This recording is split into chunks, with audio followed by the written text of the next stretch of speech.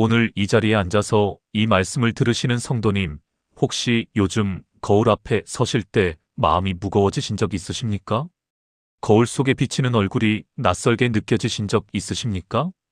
젊었을 때는 몰랐는데 어느 날 문득 이마에 깊게 새겨진 주름을 발견하고 새하얗게 변해버린 머리카락을 바라보면서, 그리고 예전처럼 움직이지 않는 무릎과 허리를 느끼면서 마음 한구석이 쓸쓸하고 무거워지는 그 순간, 혹시 경험해 보셨습니까? 아침에 일어나는 것이 예전보다 훨씬 힘들어졌을 때, 계단 하나를 오르는 것도 숨이 차오를 때, 손자 손녀들이 뛰어다니는 것을 그저 바라만 보게 될 때, 그리고 가끔씩 이런 생각이 스쳐 지나가실 때, 아, 나도 많이 늙었구나. 앞으로 얼마나 더 살 수 있을까? 이런 생각들이 마음속에 조용히 밀려오신 적 있으십니까? 사랑하는 성도님들, 오늘 이 시간에 저는 나이 드는 것이 두려우신 모든 분들과 함께 하나님의 말씀 앞에 앉고 싶습니다. 나이가 든다는 것이 과연 쇠퇴입니까? 나이가 든다는 것이 과연 하나님께 버림받는 것입니까? 나이가 든다는 것이 과연 인생의 끝을 향해 달려가는 두려운 여정입니까? 오늘 하나님의 말씀은 이 모든 질문에 대해 전혀 다른 대답을 하고 있습니다. 오늘 우리가 함께 나눌 이 말씀의 시간을 통해서 성도님들의 마음에 새로운 빛이 비추어지기를 간절히 소망합니다.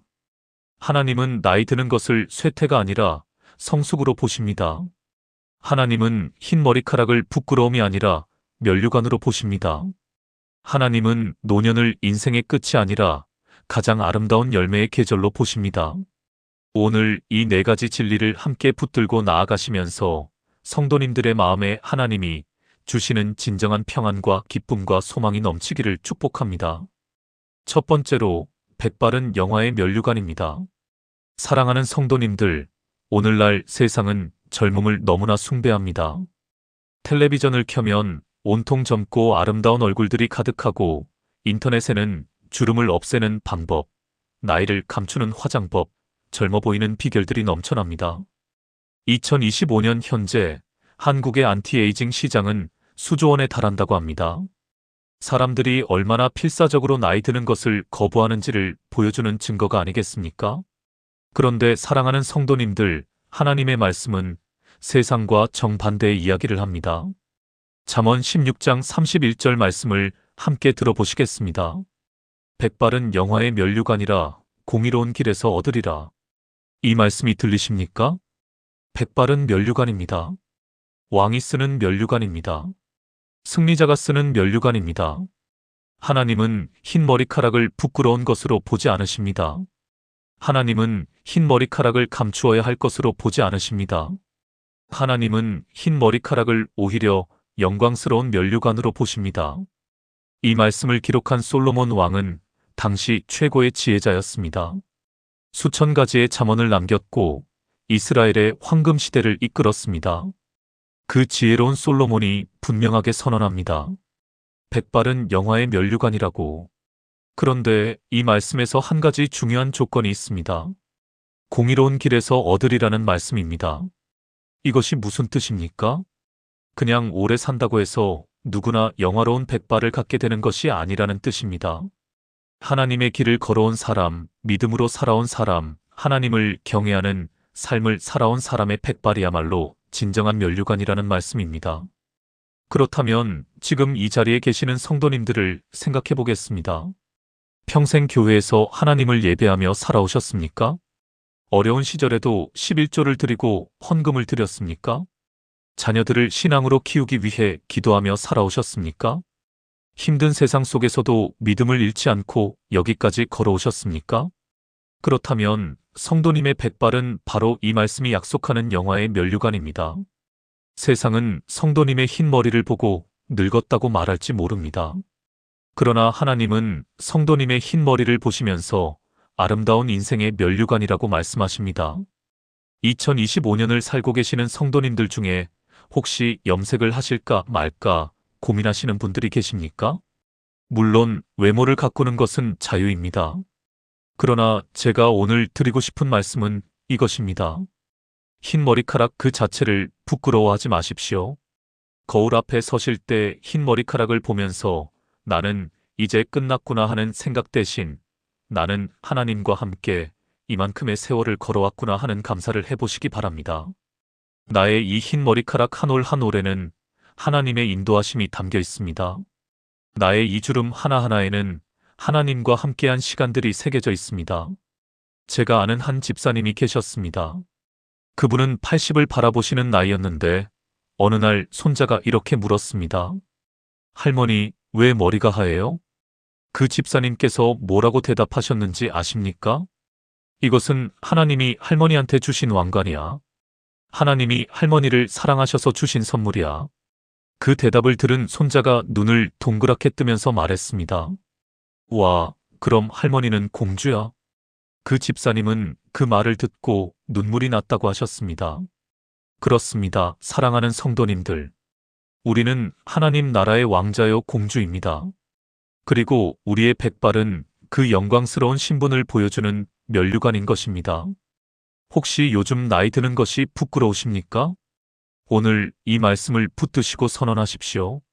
나의 백발은 영화의 면류관이다. 하나님이 나에게 주신 아름다운 훈장이다. 나는 하나님과 함께 이 세월을 걸어온 영광스러운 사람이다라고 말입니다. 이 진리를 붙드는 순간 성도님의 마음속에 세상이 줄 수 없는 자부심과 감사가 흘러넘치기 시작할 것입니다. 두 번째로, 하나님은 노년에도 여전히 우리를 붙드십니다. 사랑하는 성도님들, 나이가 들면서 가장 두려운 것이 무엇인지 아십니까? 많은 분들이 이렇게 말씀하십니다. 이제 내가 쓸모 없어지는 것 같아서 두렵다. 자녀들에게 짐이 될 것 같아서 두렵다. 몸이 말을 듣지 않으면서 아무것도 할 수 없게 될 것 같아서 두렵다. 이런 두려움들이 마음속에 쌓여가실 때 혹시 이런 생각도 드십니까? 하나님도 이제 나 같은 늙은이는 별로 필요하지 않으시겠지. 사랑하는 성도님들, 절대로 그렇지 않습니다. 이사야 46장 4절 말씀을 들어보시겠습니다. 너희가 노년에 이르기까지 내가 그리하겠고 백발이 되기까지 내가 너희를 품을 것이라. 내가 지었은즉 내가 업겠고 내가 품고 구하여 내리라. 이 말씀이 얼마나 놀라운지 느껴지십니까? 하나님은 우리가 젊었을 때만 우리를 붙드신다고 하지 않으셨습니다. 하나님은 우리가 노년에 이르기까지, 백발이 되기까지 우리를 품겠다고 말씀하십니다. 업겠다는 말씀이 보이십니까? 이 단어를 히브리어 원어로 살펴보면 어머니가 어린아이를 업어서 돌보는 모습을 담고 있습니다. 하나님은 우리를 젊은 자녀처럼 업어서 돌봐주신다는 것입니다. 우리 가정에서 어린 아기를 생각해 보십시오. 아기가 걷지 못하고 말하지 못하고 혼자서 아무것도 할 수 없을 때 부모는 그 아기를 버립니까? 오히려 더 꼭 안고 더 세심하게 돌봅니다. 아기가 아프면 밤새 옆에서 지키고 배가 고프면 먹이고 울면 달랩니다. 그런데 하나님은 우리에게 이렇게 말씀하십니다. 너희가 노년이 되어서 더 이상 예전처럼 활발하게 활동하지 못해도 몸이 약해져서 스스로 할 수 없는 일들이 많아져도 나는 너희를 업어서 돌볼 것이라고. 이 이사야 46장의 말씀은 당시 이스라엘 백성들이 바벨론 포로로 끌려가 있던 시절에 주어진 말씀입니다. 희망이 없어 보이는 상황, 끝이 보이지 않는 어둠 속에서 하나님은 이 말씀을 주셨습니다. 내가 너희를 창조하였고 내가 너희를 지었으니 내가 너희를 끝까지 붙들겠다고 말씀하셨습니다. 사랑하는 성도님들, 하나님은 우리를 만드신 분이십니다. 우리가 젊었을 때 우리를 만드신 하나님이 이제 우리가 나이 들었다고 해서 우리를 버리시겠습니까? 그분은 우리의 창조주이십니다. 창조주는 자신이 만든 것에 대해 끝까지 책임을 지십니다. 우리가 어머니 뱃속에서부터 우리를 아시고 우리를 지으신 하나님이 이제 우리가 나이가 들었다고 해서 손을 놓으신다는 것은 있을 수 없는 일입니다. 제가 아는 한 장로님의 이야기를 나누고 싶습니다. 그 장로님은 70 중반이 되셨을 때 무릎 관절이 나빠져서 오랫동안 해오시던 봉사를 더 이상 못하게 되셨습니다. 교회에서 주차 봉사를 20년 가까이 해오셨는데 더 이상 오래 서 계시기가 어려우셔서 봉사를 내려놓으셔야 했습니다. 그분이 처음에는 너무나 힘드셨다고 합니다. 이제 내가 쓸모 없어졌구나. 내가 할 수 있는 것이 없구나 하는 생각에 깊은 우울감이 찾아왔다고 하셨습니다. 그런데 어느 날 새벽 기도 중에 이 이사야 46장 4절 말씀이 마음에 강하게 임했다고 하셨습니다. 내가 너를 업겠다. 내가 너를 품고 구하여 내겠다. 그 말씀 앞에서 그 장로님은 한참을 우셨다고 합니다. 그리고 이런 기도를 드리셨습니다. 주님, 이제 제가 주님을 섬기는 것이 아니라 주님이 저를 업어주시는 때가 되었군요. 감사합니다, 주님. 그 기도 이후로 그 장로님의 삶이 완전히 달라지셨습니다. 몸은 예전 같지 않았지만 마음에는 오히려 더 깊은 평안이 임하셨다고 하셨습니다. 그리고 더 이상 봉사를 못하는 것을 슬퍼하는 대신 매일 아침 새벽 기도에서 교회와 성도님들을 위해 기도하는 새로운 사역을 시작하셨습니다. 사랑하는 성도님들, 하나님은 오늘도 성도님을 업고 계십니다. 성도님이 느끼든 느끼지 못하든 하나님의 팔이 지금 이 순간도 성도님을 붙들고 있습니다. 나이 드는 것이 두렵게 느껴지실 때 이 말씀을 선언하십시오. 하나님이 나를 업고 계신다. 하나님이 나를 품고 계신다. 나는 하나님의 손에 붙들린 사람이다 라고 말입니다. 이 선언이 성도님의 두려움을 믿음으로 바꾸어 드릴 것입니다. 세 번째로, 노년은 열매를 맺는 가장 풍성한 계절입니다. 사랑하는 성도님들, 나이가 들면 더 이상 아무것도 할 수 없다고 생각하십니까? 젊을 때는 이것저것 많은 것을 할 수 있었는데 이제는 힘도 없고 기억력도 예전 같지 않고 그저 세상에 짐만 되는 것 같다는 생각이 드십니까? 시편 92편 13절부터 15절 말씀을 들어보시겠습니다. 여호와의 집에 심겼으며 우리 하나님의 뜰 안에서 흥왕하리로다. 그는 늙어도 결실하며 진액이 풍족하고 빛이 청청하니. 이 말씀이 얼마나 놀라운지 아시겠습니까? 늙어도 결실한다는 이 말씀을 들으셨습니까? 하나님은 분명하게 선언하십니다. 하나님의 집에 심겨진 사람은 늙어도 열매를 맺는다고, 진액이 풍족하다고, 빛이 청청하다고 말씀하십니다. 시편 기자는 이것을 설명하기 위해 나무의 비유를 사용합니다. 하나님의 집에 심겨진 사람을 나무에 비유하는 것입니다. 나무는 봄에 꽃을 피우고 여름에 무성하게 자라며 가을에 가장 풍성한 열매를 맺습니다. 노년은 인생의 가을입니다.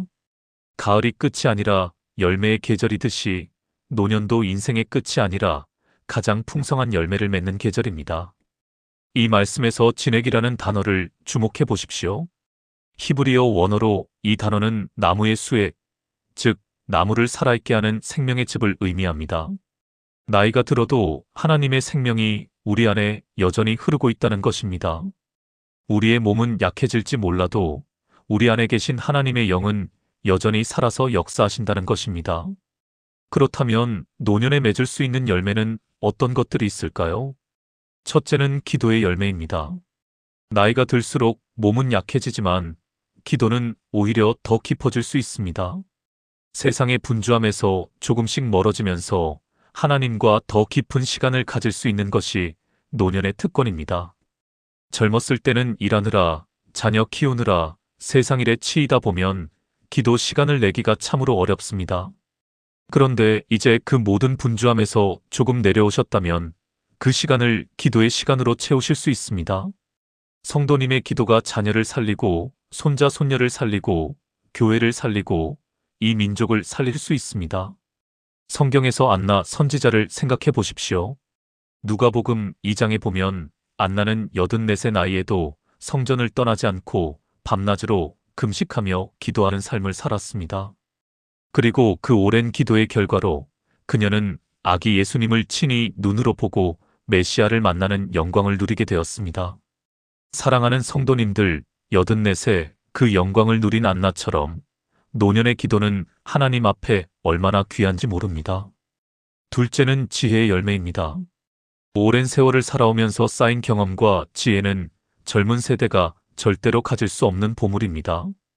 우리가 살면서 겪은 실패와 성공의 이야기들, 위기를 어떻게 넘어왔는지의 이야기들, 하나님이 어떻게 인도해 주셨는지에 대한 간증들, 이 모든 것들이 다음 세대에게 귀한 보물이 됩니다. 2025년의 젊은 세대는 많은 것을 알고 있는 것 같지만 실제로는 삶의 경험에서 나오는 깊은 지혜에 몹시 목말라 있습니다. 할머니와 할아버지의 이야기 한마디가 어떤 책보다도 더 깊은 가르침을 줄 수 있습니다. 셋째는 사랑의 열매입니다. 나이가 들수록 많은 분들이 더 부드러워지고 더 따뜻해지시는 것을 봅니다. 젊었을 때는 자신도 모르게 날카롭고 강했지만 세월이 흐르면서 진정한 사랑이 무엇인지 더 깊이 이해하게 됩니다. 손자, 손녀에게 아낌없이 주는 사랑, 병든 이웃을 찾아가는 사랑, 힘든 사람의 손을 잡아주는 사랑, 이런 사랑이야말로 노년에 맺는 가장 아름다운 열매입니다. 제가 이런 분을 알고 있습니다. 75 되신 권사님 한 분이 무릎이 아프셔서 직접 나다니시기는 어려우신데 매일 아침 전화기를 붙들고 아픈 성도님들, 외로운 성도님들에게 전화를 드신다는 것입니다. 그 전화 한 통이 받으시는 분들에게 얼마나 큰 힘이 되는지 모릅니다. 전화 한 통도 하나님이 기뻐 받으시는 거룩한 열매가 되는 것입니다. 성도님들, 나이가 든다고 해서 열매 맺는 일을 멈추는 것이 아닙니다. 하나님의 집에 심겨진 나무는 늙어도 결실한다고 말씀하셨습니다. 오늘 이 자리에서 결단하십시오. 내가 맺을 수 있는 열매를 찾겠습니다. 기도의 열매를 맺겠습니다. 지혜를 나누는 열매를 맺겠습니다. 사랑을 실천하는 열매를 맺겠습니다. 이 결단이 성도님의 노년을 세상에서 가장 아름다운 계절로 만들어 드릴 것입니다. 네 번째로, 영원한 소망이 우리의 두려움을 이깁니다. 사랑하는 성도님들, 나이 드는 것에 대한 두려움의 가장 깊은 곳에는 무엇이 있습니까? 솔직하게 말씀드리면 죽음에 대한 두려움이 있습니다. 나이가 들수록 주변에서 친한 분들이 먼저 세상을 떠나시는 것을 보게 됩니다. 오래된 친구가 갑자기 세상을 떠났다는 소식을 들을 때, 같은 또래의 지인이 병으로 쓰러졌다는 이야기를 들을 때 마음 한구석에 내 차례는 언제일까 하는 생각이 들기도 합니다. 이것은 결코 나약한 것이 아닙니다. 이것은 매우 자연스러운 인간의 감정입니다. 그런데 사랑하는 성도님들, 예수 그리스도를 믿는 우리에게는 세상 사람들과는 전혀 다른 관점이 있습니다. 요한복음 11장 25절과 26절 말씀을 들어보시겠습니다. 예수께서 이르시되 나는 부활이요 생명이니 나를 믿는 자는 죽어도 살겠고 무릇 살아서 나를 믿는 자는 영원히 죽지 아니하리니 이것을 내가 믿느냐? 이 말씀은 예수님께서 친히 하신 말씀입니다. 예수님이 누구십니까? 부활이요 생명이신 분이십니다. 그분이 선언하십니다. 나를 믿는 자는 죽어도 살겠다고. 나를 믿는 자는 영원히 죽지 않겠다고. 이 말씀을 배경으로 보면 예수님이 이 말씀을 하신 것은 나사로가 죽은 후였습니다. 나사로의 누이 마르다가 오빠의 죽음 앞에서 통곡하고 있을 때 예수님은 이 말씀을 하셨습니다. 그리고 예수님은 말씀만 하신 것이 아니라 직접 나사로를 무덤에서 불러내셨습니다. 사랑하는 성도님들, 나사로를 살리신 그 예수님이 바로 우리 주님이십니다. 그분이 우리에게 약속하셨습니다. 나를 믿는 자는 영원히 죽지 않는다고. 우리 그리스도인들에게 있어서 죽음은 끝이 아닙니다. 죽음은 더 아름다운 세계로 가는 문입니다. 이 땅에서의 노년이 끝나면 영원히 아프지 않고 영원히 늙지 않고 영원히 하나님과 함께하는 그 세계로 가는 것입니다. 사도 바울은 빌립보서 1장 21절에서 이렇게 말했습니다. 이는 내게 사는 것이 그리스도니 죽는 것도 유익함이라. 바울에게 있어서 죽음은 공포가 아니라 유익이었습니다. 왜냐하면 죽음 너머에 그리스도가 계시기 때문입니다.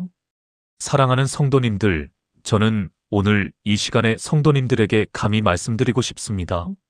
노년의 두려움, 죽음에 대한 두려움, 이것을 이기는 유일한 방법은 부활이신 예수님을 더 깊이 붙드는 것입니다. 예수님을 더 깊이 알수록 죽음의 두려움은 작아지고 영원한 소망은 더 커집니다. 예수님을 더 깊이 신뢰할수록 나이 드는 것에 대한 공포는 사라지고 하나님 나라에 대한 기대가 가득하게 됩니다. 제가 마지막으로 나누고 싶은 이야기가 있습니다. 돌아가시기 전 어느 할머니 성도님의 이야기입니다. 그 할머니는 89세에 병원에 입원하셨는데 의사들이 얼마 남지 않으셨다고 했습니다. 그런데 그 할머니는 병실에서 매일 찬송가를 부르셨다고 합니다. 주변 환자들이 오히려 그 할머니 덕분에 위로를 받았다고 합니다. 어느 날 자녀들이 병실에 모였을 때 그 할머니가 이렇게 말씀하셨답니다. 울지 마라. 나는 이제 소풍 가는 거야. 하나님, 아버지 집으로 소풍 가는 거야. 그곳이 얼마나 좋을까 기대가 된다. 그 말씀을 들은 자녀들이 더 이상 슬피 울 수 없었다고 합니다. 사랑하는 성도님들, 이것이 바로 예수 그리스도 안에서 가지는 소망입니다. 죽음을 소풍이라고 부를 수 있는 이 믿음, 이것이 세상이 줄 수 없는 기독교만의 위대한 소망입니다. 나이가 드는 것이 두려우십니까? 예수님을 더 깊이 붙드십시오. 부활을 더 깊이 믿으십시오. 영혼을 더 분명히 바라보십시오. 그때 나이 드는 것이 두려움이 아니라 하나님 나라를 향한 아름다운 여정임을 발견하게 되실 것입니다. 사랑하는 성도님들, 오늘 우리가 함께 나눈 말씀들을 함께 정리해 보겠습니다. 첫 번째로, 백발은 영화의 면류관입니다. 잠언 16장 31절 말씀처럼 하나님은 성도님의 흰 머리카락을 영광스러운 면류관으로 보십니다. 세상이 뭐라고 해도 성도님은 하나님 앞에서 아름답고 영광스러운 존재입니다. 두 번째로, 하나님은 노년에도 여전히 우리를 붙드십니다. 이사야 46장 4절 말씀처럼 하나님은 백발이 되기까지 성도님을 업고 품고 구하여 내신다고 약속하셨습니다. 이 약속은 영원히 변하지 않습니다. 세 번째로, 노년은 열매를 맺는 가장 풍성한 계절입니다. 시편 92편 말씀처럼 하나님의 집에 심겨진 사람은 늙어도 결실합니다. 기도의 열매, 지혜의 열매, 사랑의 열매를 오늘도 맺을 수 있습니다. 네 번째로, 영원한 소망이 우리의 두려움을 이깁니다. 요한복음 11장 말씀처럼 예수님은 부활이요 생명이십니다. 그분을 믿는 사람에게 죽음은 끝이 아니라 하나님 나라로 가는 아름다운 문입니다. 사랑하는 성도님들, 오늘 이 네 가지 진리를 마음에 깊이 새기시기 바랍니다. 나이가 든다는 것은 쇠퇴가 아닙니다. 나이가 든다는 것은 성숙입니다. 나이가 든다는 것은 하나님이 성도님의 삶에 더 많은 것을 새기고 계신다는 증거입니다. 성도님의 모든 주름에는 하나님과 함께한 시간이 담겨 있습니다. 성도님의 모든 흰 머리카락에는 하나님의 인도하심이 담겨 있습니다. 성도님의 손마디 하나하나에는 하나님을 위해 수고한 거룩한 이야기들이 담겨 있습니다. 하나님은 성도님을 한 번도 놓지 않으셨습니다.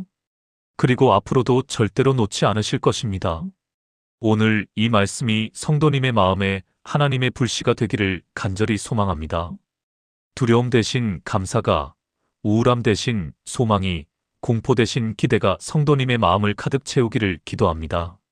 오늘 이 영상이 성도님들의 마음에 위로와 힘이 되셨다면 아래 좋아요 버튼을 눌러주시고, 혹시 주변에 나이 드는 것으로 힘들어하시는 분들이 계시다면 이 영상을 함께 나눠주시기 바랍니다. 그리고 댓글에 이렇게 써주시기 바랍니다. 나는 하나님의 면류관을 쓴 사람이다 라고 써주십시오. 성도님의 그 고백이 또 다른 누군가에게 큰 힘이 될 것입니다. 사랑하는 성도님들, 오늘도 하나님의 크신 사랑이 성도님과 함께 하시기를 축복합니다. 하나님이 성도님을 사랑하십니다. 하나님이 성도님을 지금 이 순간도 붙들고 계십니다. 하나님이 성도님의 남은 모든 날들을 아름답게 이끌어 가실 것입니다. 성도님의 노년에 하나님의 은혜가 더욱 풍성히 임하시기를, 그리고 성도님의 삶이 끝까지 하나님께 영광이 되기를 진심으로 축복하고 또 축복합니다. 아멘.